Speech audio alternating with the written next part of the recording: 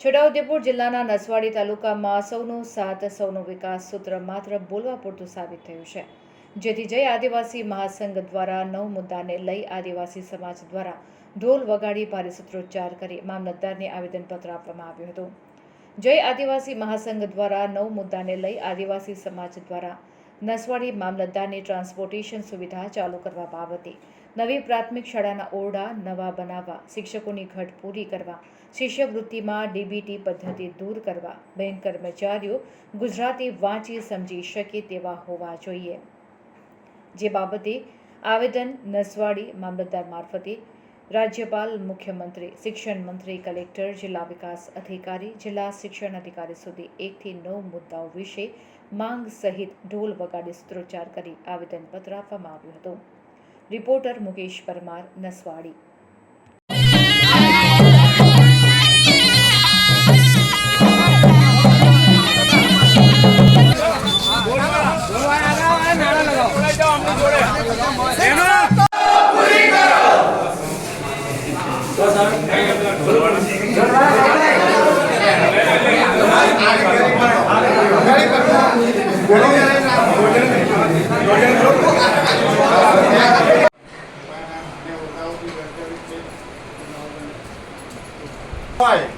અમારા તાલુકામાં અને બીજું આ લાઈટો બંધ છે સાહેબ બધી।